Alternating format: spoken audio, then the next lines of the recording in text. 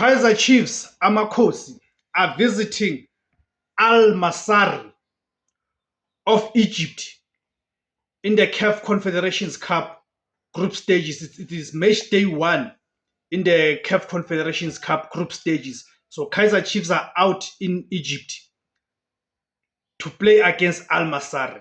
So we are previewing that match, guys. Stay with me as we preview that match.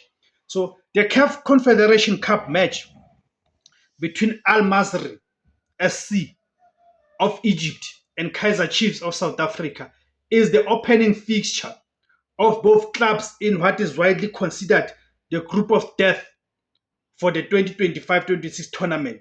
This group also has Zamalek of Egypt in that group. So the fixture